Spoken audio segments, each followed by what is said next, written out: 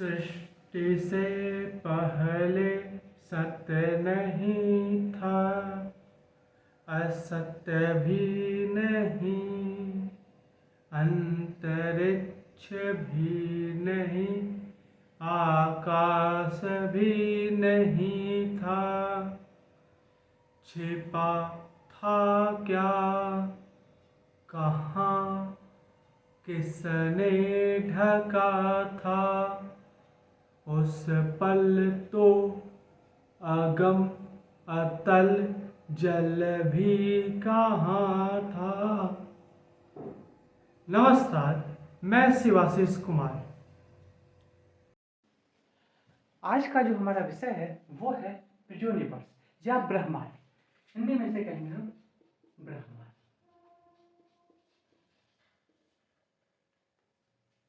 और इस शब्द को आप एक बार देख लीजिए।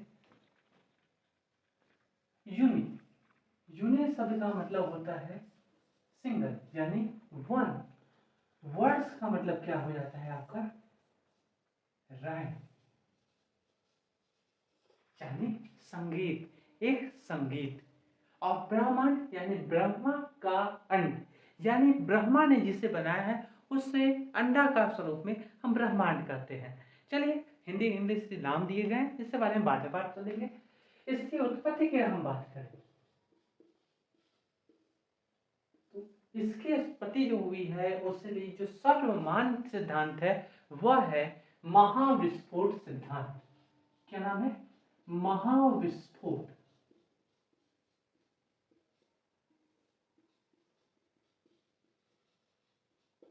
यानी इंग्लिश में इसे कहते हैं बिग बैंग थ्योरी।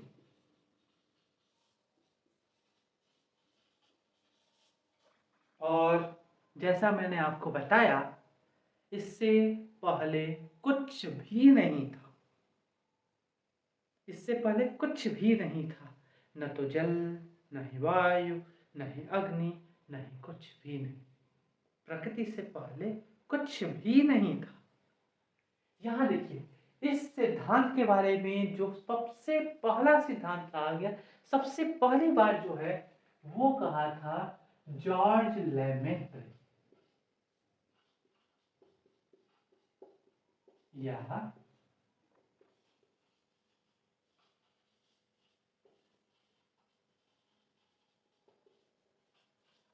जॉर्ज लेमेट्रियर या लेमेट्रे जो आप पढ़ना चाहें, और इसे प्रमाणित करने वाले थे Edwin Hubble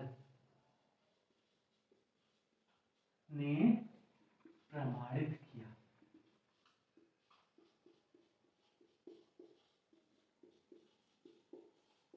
proved bye Edwin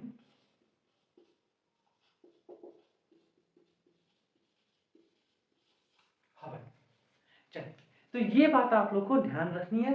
और अब आपके माइंड में क्वेश्चन आ रहा है मैं इस तरह क्यों बता रहा हूं? क्योंकि रीजन है यहां से सिर्फ और सिर्फ ऑब्जेक्टिव क्वेश्चन आते हैं, और वो भी आपके पीटी में। तो पीटी में ऑब्जेक्टिव के लिए आपको पॉइंटर से याद करने हैं और कॉन्सेप्ट को समझना भी जरूरी है।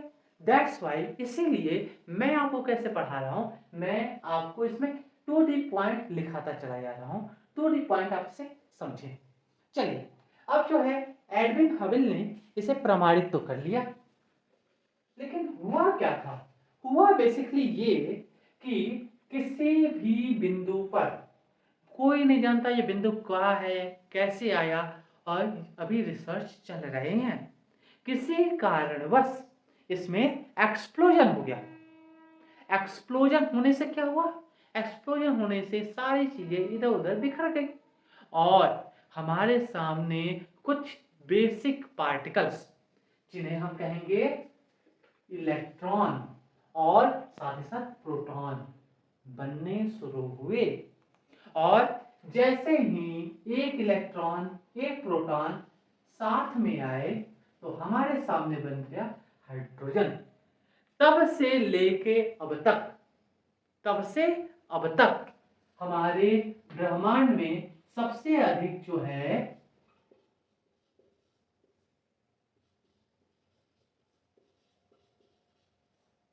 वो क्या है?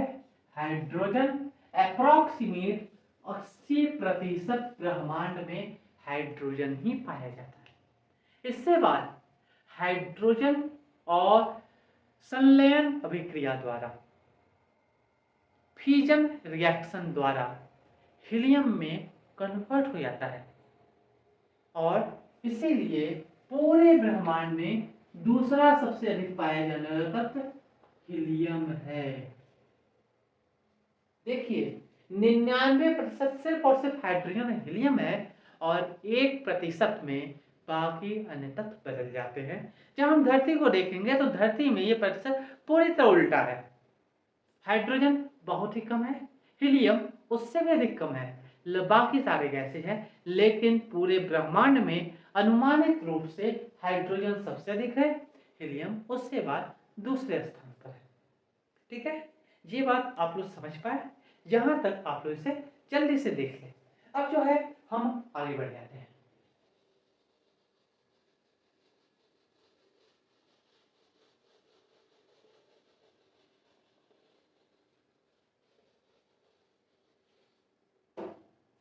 जब महाविस्फोट सिद्धांत हुआ, चारों ओर हाइड्रोजन फैला और हाइड्रोजन तो फैलते ही हाइड्रोजन के बड़े बड़े बादल दिखने प्रारंभ हो गए, जिन्हें हमने एक नाम दिया निहारिका, या फिर इसे बोला गया नेबुला। चलिए इसके बारे में बात करते हैं। ये बना किससे था? प्राइमरी मैटर हाइड्रोजन, है ना? हर जगह सिर्फ और सिर्फ हाइड्रोजन हाइड्रोजन हाइड्रोजन हाइड्रोजन।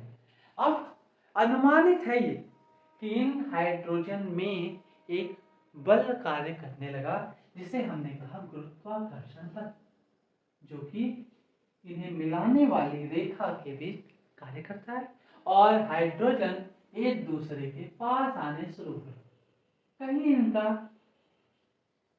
संगठन हुआ और माना जाता है घर्षण बल के कारण, वास्तव कोई नहीं जानता, माना जाता है घर्षण बल के कारण इसका तापमान 10 के घात 7 डिग्री सेल्सियस पे पहुंचा और 10 के घात 7 डिग्री सेल्सियस पे पहुंचकर 10 to the power 7 degree Celsius पे पहुंचकर hydrogen change itself into helium, hydrogen helium में बदल जाए। समझ रहे हैं आप? क्या हुआ? हाइड्रोजन इस ताप पर पहुंचा और हीलियम में परिवर्तित हो गया। ध्यान रखिएगा, ये जो हमने सेटअप बनाया हुआ है ये रेलवे स्टेशन के पास है, तो रेलवे की पौ पा चिपो चिपी वो आवाजें आती रहेंगी और आप चाहें तो डिस्टर्ब हो सकते हैं, चाहे तो इसे पूरी तरह सुने, कोई बात नहीं है। हमारी आवाज आपको क्लियर आ रही है ना? इस पर फोकस कर लेते हैं। तो हाइड्रोजन और हाइड्रोजन मिलकर हीलियम में कन्वर्ट हुए और बहुत बड़ी मात्रा में ऊर्जा का उत्पत्ति हुई। क्या हुआ, कैसे हुआ, इस हम थोड़ी देर में देखेंगे तारों के निर्माण में, लेकिन फिलहाल हम आपके सामने निहारिका की बात करते हैं। तो निहारिका सबसे पहला क्या है? गैसों का बादल है।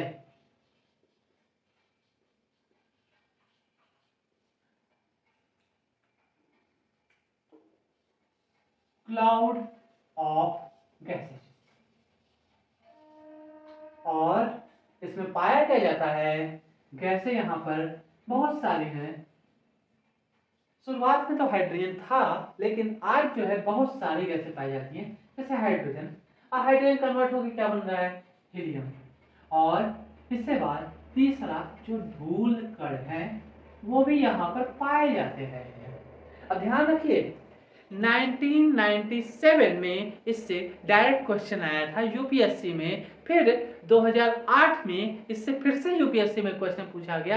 एसएससी के लिए ये बहुत ही फेवरेट टॉपिक है कि ब्रह्मांड में अतिकाय बहुत बड़े धूल कण हाइड्रोजन और अन्य गैसों के बादलों को क्या नाम दिया गया है। ऐसे क्वेश्चन सीधे पूछे जाते हैं, तो आपको क्या टिक होना है? निहारिका। या फिर क्वेश्चन पूछा जा सकता है निहारिका क्या है, तो आपको सिंपली देना है। और इसी वजह से अब यहाँ की स्टोरी पे आइए वापस और इसे रिवर्स कीजिए। रिवर्स कैसे करें?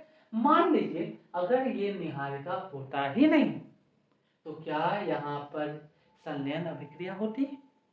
बिल्कुल नहीं होती। अब जब संलयन अभिक्रिया नहीं होती तो क्या यहाँ पर तारे की उत्पत्ति हो सकती थी? बिल्कुल सही आप सोच रहे हैं, नहीं हो सकती। इसीलिए इस जगह को तारों की जन्मस्थली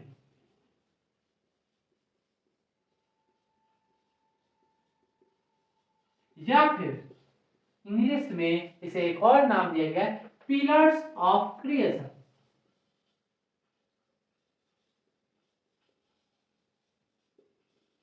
ये उपनाम दिए गए, ये सरनेम दिए गए किसे?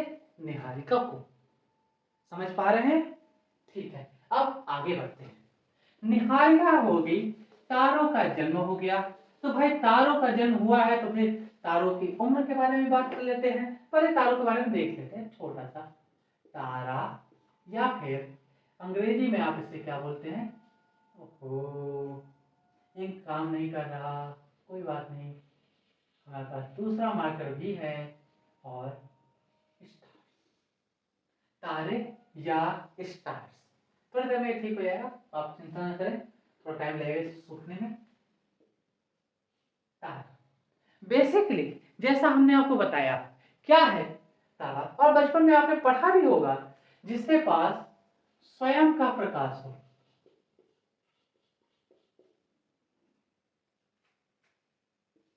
स्वयं का प्रकाश हो और स्वयं की उष्मा, उसे हम क्या कहेंगे? तारा या स्टार कहेंगे। उष्मा या प्रकाश, इसका स्रोत क्या है, इसके बारे में बात कर लेते हैं। क्या है? नाभिकीय संलयन अभिक्रिया।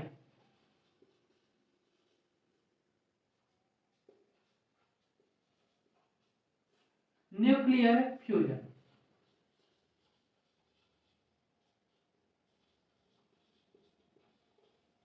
स्वयं का प्रकाश, स्वयं की उष्मा के लिए यहाँ पे अभिक्रिया है नाभिकीय संलयन, जिसमें हाइड्रोजन और हाइड्रोजन मिलकर हीलियम बन जाता है। ये जो है आप लोगों ने 9-10 में पढ़ा होगा। साइंस बैकग्राउंड वाले इसमें बहुत सारी बातें जानते होंगे, उसके बारे में हमें डिटेल में नहीं जाना है। ओके, तो हम जो है फिलहाल बस इतना जान लें कि ये तारे क्या हैं, डेफिनेशन, खुद का प्रकाश, खुद की उष्मा, उष्मा का स्रोत क्या है, नाभिकीय संलयन, न्यूक्लियर फ्यूजन, और हाइड्रोजन और हाइड्रोजन मिलते हैं, हीलियम बनते हैं। हमारे धरती के सबसे पास का तारा जो है वो क्या है, उसका नाम आप अच्छे से जानते हैं, वो है सूर्य। अच्छे जानते हैं आप, इस तरह ज्यादा आपको बताना नहीं है। सूर्य के बाद आपको कुछ और तारों के बारे में जान लेना है। जैसे सूर्य के बाद हमारे पास जो सबसे पास का तारा आता है उसे कहते हैं अल्फा सेंचुरी या अल्फा सेंटोरी, और फिर उससे बाद आता है प्रोक्सिमा सेंटोरी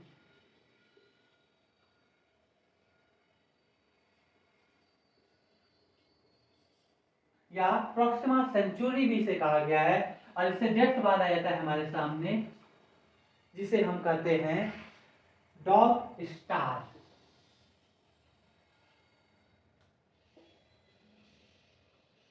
या साइरस। साइरस का नाम मैं क्यों ले रहा हूं? क्योंकि देखिए पोल चिपो शुरू हो चुके हैं, आप यहाँ पे फोकस करिए। साइरस का नाम मैं क्यों ले रहा हूं?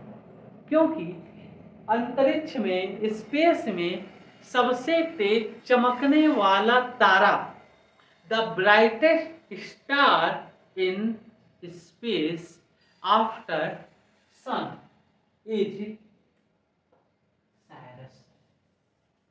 ओके, साइरस आसमान में सबसे तेज चमकने वाला तारा है। क्लियर है ये बात? ये बात आपको ध्यान रखिएगा। सबसे तेज चमकने वाला ग्रह वो क्या है? वो आपका शुक्र है। सबसे तेज चमकने वाली वस्तु जो धरती से देखी जा सकती है वो है सूर्य। सूर्य की अनुपस्थिति में सबसे तेज चमकने वाली वस्तु वो है चंद्रमा। चंद्रमा की अनुपस्थिति में या चंद्रमा के बाद सबसे तेज चमकने वाला बुध या मरकरी। और इससे जस्ट बाद अगला नंबर सहजता है। सीक्वेंस समझ चुके? अगर कंफ्यूजन है थोड़ा सा रिवाइंड कर लीजिए, आप आसानी से समझ जाएंगे। ठीक है, ये प्रोसेस आपको ध्यान रखना है। मैंने आपको बता दिया प्रश्न कैसे आते हैं, और यकीन मानिए ऐसे प्रश्न, ऐसे क्वेश्चन कई बार कई सारे एग्जाम में पूछे जा चुके हैं। ओके, तो यहाँ से मैंने जैसा कहा ऑब्जेक्टिव क्वेश्चन आएंगे, ऑब्जेक्टिव क्वेश्चन को समझने की विधि यहाँ पर आपको दी हुई है। चलिए आगे बढ़ जाते हैं तारों के बारे में। तो अब जो है तारों की जन्म कुंडली का पता लगाते हैं।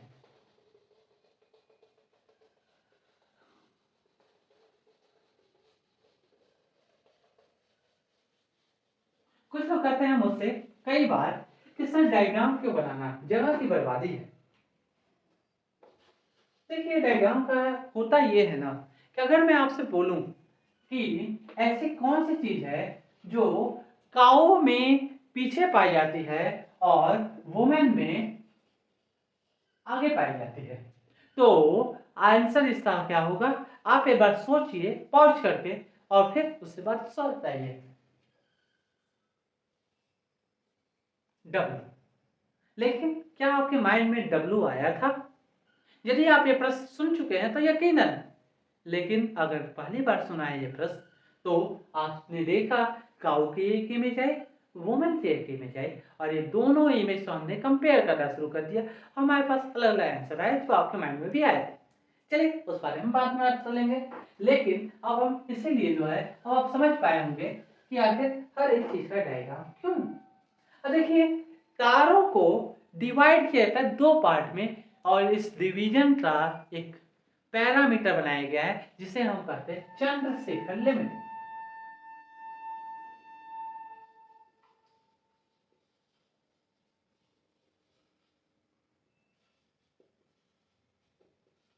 देखिए चंद्रशेखर नाम से हमारे पास जो है हमारे भारत में 4 महापुरुष हो चुके हैं। पहला चंद्रशेखर वेंकट रमन, आप जानते हैं। दूसरा जिन्हें नोबेल पुरस्कार मिला रमण प्रभाव के लिए, दूसरा चंद्रशेखर सिंह, तीसरा चंद्रशेखर आजाद, और चौथा सुब्रमण्यम चंद्रशेखर। तो ये जो है ये लिमिट दिया हुआ है सुब्रमण्यम चंद्रशेखर का। एक एस्ट्रोफिजिसिस्ट थे, इन्होंने कहा था कि अगर किसी भी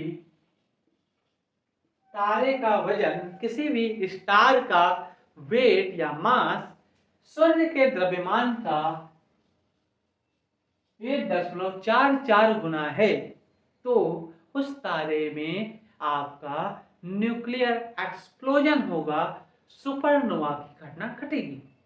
चलिए इस बारे में आते हैं और देखते हैं कि इसका लाभ क्या है।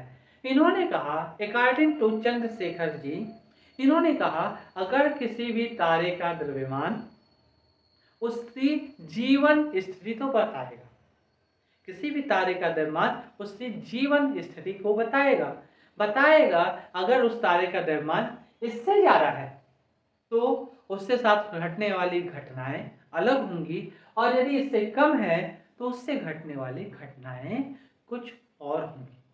चलिए अगर इससे कम है तो इसे नाम दिएगा स्मॉल स्टार, यानी नन्हा तारा, छोटा सा इत्तू सा तारा। याद है ना, कबीर शर्मा शो में आता था, भूल गया इत्तू सा था, यही वो भी है इत्तू सा तारा। अब देखिए तारे में हो क्या रहा है, तारा इनिशिएट हुआ, तारे में हाइड्रोजन जमा हुआ। निहारिका याद कीजिए, तारे में हाइड्रोजन जमा हुआ। हाइड्रोजन जो है वो संलयन अभिक्रिया न्यूक्लियर फिजन द्वारा हीलियम में बदलने लगा। अब जो है हीलियम क्या था? हैवी था। हाइड्रोजन क्या है? लाइट है। तो हैवी चीजें हमेशा सेंटर में कलेक्ट होने लगती हैं, चारों ओर हाइड्रोजन, अंदर हीलियम। रिएक्शन कहाँ हो रहा है? ये भी सेंटर में हो रहा है। तो यहां पर एक बल लग रहा है जो हाइड्रोजन के इधर की ओर है, द्रव्यमान बल और द्रव्यमान प्रसारण गुरुत्वाकर्षण बल, फोर्स ऑफ ग्रेविटी, इसे बांधे हुए हैं। और यहां से बाहर निकलने वाला फोर्स ड्यू टू एनर्जी या ड्यू टू हीट, इसे हम FH मान लेते हैं, जो कि बाहर की ओर जा रहा है। ध्यान रखिएगा, हीट यहां पे प्रोड्यूस हो रही है जो बाहर जाना चाहती है, मास यहां पर है जो अंदर आना चाहता है। इस बैलेंस में कोई भी स्टार मिलियंस ऑफ ईयर्स तक रहता है, लाखों सालों तक रहता है। सूर्य ने भी इस कंडीशन में अभी फिलहाल है, इसलिए स्टेबल है। जब ये बल ये बड़ा होता जाएगा तो अब देखिए, फोर्स ऑफ ग्रेविटी हाइड्रोजन द्वारा लगने वाला बल है। जैसे जैसे ये बड़ा हो रहा है, हाइड्रोजन कम हो रहा है, हीट बढ़ रहा है। Hydrogen is going downward while heat is going upward. मतलब फोर्स ऑफ ग्रेविटी अब जो है कमजोर हो गया और फोर्स ऑफ हीट अब बढ़ गया। मतलब ये हुआ कि गुब्बारा फूलना शुरू हो चुका है। ये हाइड्रा जो आकार है ये बड़ा होने लगेगा। माना जाता है कि सूर्य इतना बड़ा हो जाएगा कि मंगल ग्रह को अपने अंदर समा लेगा। इसके बाद ये इतना बड़ा हो जाता है और होते होते अंतरिक्ष में गायब हो जाता है, विलीन हो जाता है। और विलीन होने के बाद हमारे पास जो है, जो केंद्रक था जहां पर आपका रिएक्शन हो रहा था, वही बस बचा रह जाएगा। और ये जो है थोड़े समय तक, मतलब कुछ करोड़ सालों तक ये चमकता रहेगा। और चमकते हुए जब भी ये चमक इस समय के बाद समाप्त होगी और फिर ये जो है आपका ब्लैक हो जाएगा, काला हो जाएगा, इधर उधर घूमता रहेगा। तो इन 4 अवस्थाएं हमें यहाँ पर नजर आई। जबकि तारा अपने आकार से बड़ा होने लगा था, जिसे हमने नाम दिया था रक्त दानव।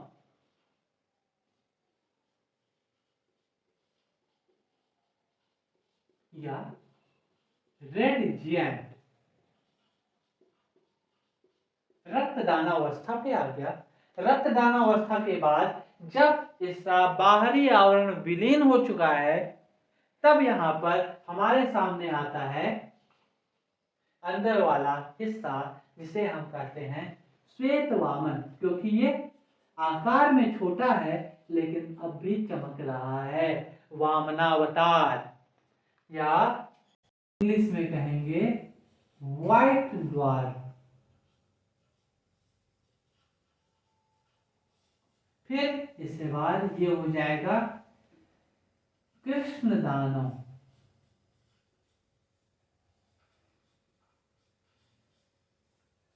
यानी कि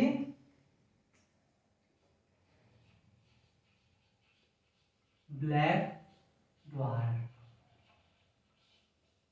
और फिर इसके बाद ये घूमते घूमते कहीं जाता है, कई बार कई अदर सितारों में विलीन होता है, कई बार कई सारे चीज़ों में विलीन हो जाता है।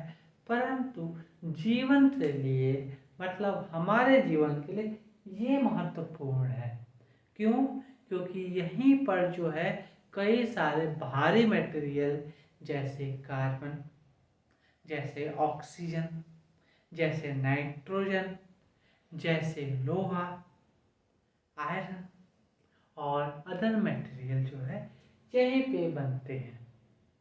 तो ये हमारे लिए इम्पॉर्टेंट है। और माना ये भी जाता है कि धरती की उत्पत्ति कुछ हद तक इससे हुई मानी जा सकती है, परंतु इसका कोई प्रत्यक्षदर्शी तो था नहीं।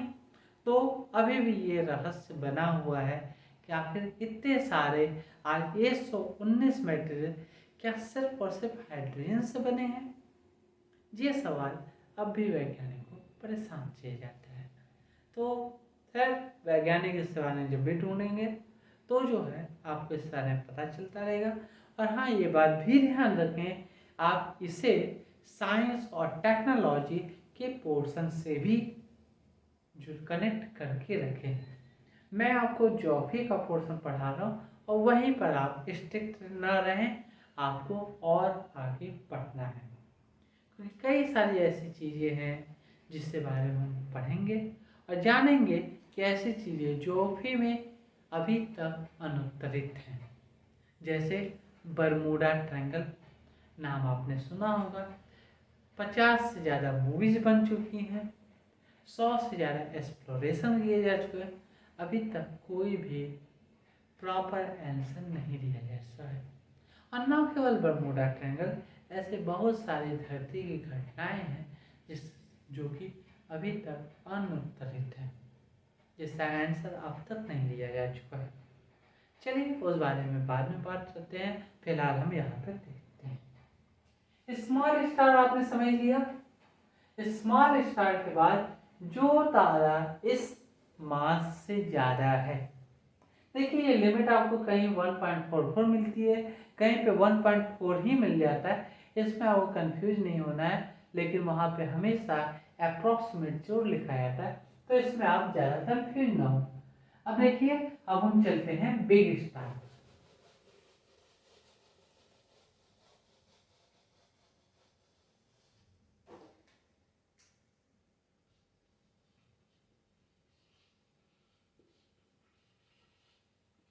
कंडीशन सेम है, यह भी स्टार का आउटर लेयर फैलेगा और रेड जिएंट बन जाएगा। चलिए फिर रेड जिएंट हम जो है यहाँ पर बना लेते हैं। One second.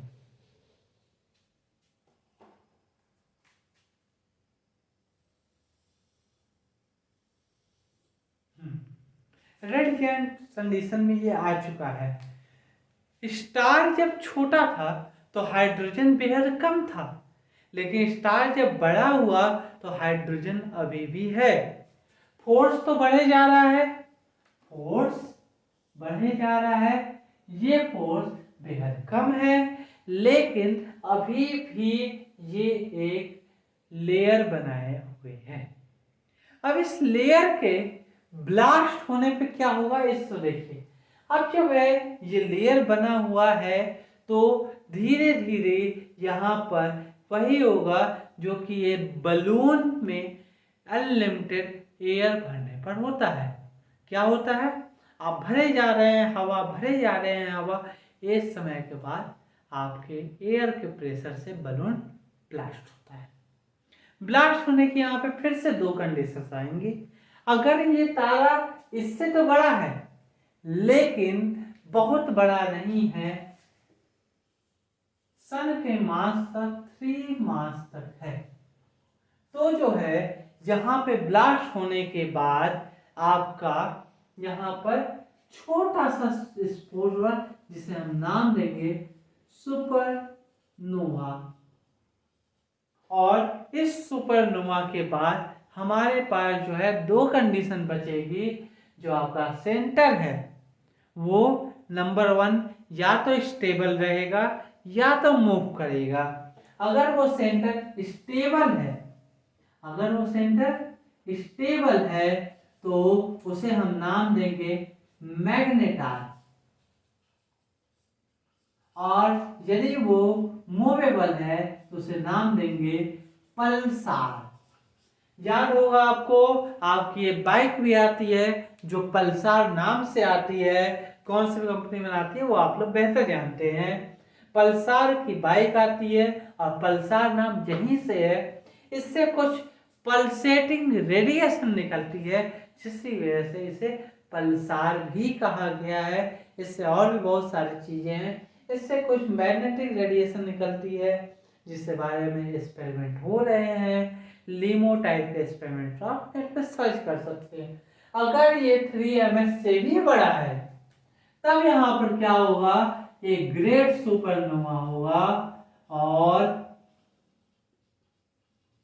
इस सुपरनोवा के बाद ये जो पूरा पूरा स्टार है अपने ही मास के अंदर कोलैप्स कर जाएगा, सारे इलेक्ट्रॉन और प्रोटॉन सारे के सारे वो आपस में ही जुट जाएंगे और ये कोलैप्स होकर एक सिंगल पॉइंट पर आकर चिपक जाएगा। इतना हैवी, इतना ज़्यादा मैग्नेटिक फील्ड कि इससे कुछ भी बाहर नहीं आएगा। और इस कंडीशन को हम क्या नाम देंगे? इस कंडीशन को हम नाम क्या देने वाले हैं? और इसी को हम कहते हैं ब्लैक होल। कृष्ण छिद्र या कृष्ण विवर। ब्लैक होल, कृष्ण छिद्र या कृष्ण विवर, यहां से प्रकाश तक बाहर नहीं आता। लोग इसे चौथे डायमेंशन या फिर बहुत सारे अलग अलग नामों में बात करते हैं, जिसके बारे में हम धीरे धीरे आगे की ओर, आगे की कक्षाओं में पढ़ेंगे। ठीक है, आज जो है हम यहाँ तक पहुँचे हैं। इससे बाद तारों में एक महत्वपूर्ण बात आती है कि तारों का समूहन, और फिर उससे बाद हम सोलर सिस्टम को और बढ़ेंगे। उम्मीद है आपको ये कक्षा पसंद आई होगी। यदि ये पसंद आती है तो प्लीज़ लाइक करें, सब्सक्राइब करें। शेयर करने को मैं कभी नहीं कहता, लेकिन आप लोग जानते हैं और ये बात आपको समझ में आइए कि ज्ञान हमेशा ही बांटने से बढ़ता है। तो बांटिए अपने ज्ञान को, बढ़ाइए उससे। आपको कोई भी नहीं रोकने वाला है। देखिए, पढ़िए, सीखिए, आगे बढ़िए। क्योंकि ये ज्योग्राफी की पहली क्लास थी तो इस तरह स्टार्ट की गई। और मैं आपसे रिक्वेस्ट करूँगा, कृपया अपने सजेशंस हमें ज़रूर भेजें ताकि हम जो है इसे और बेहतर करते हैं। मिलते हैं आपसे अगली कक्षा में, तब तक के लिए नमस्कार।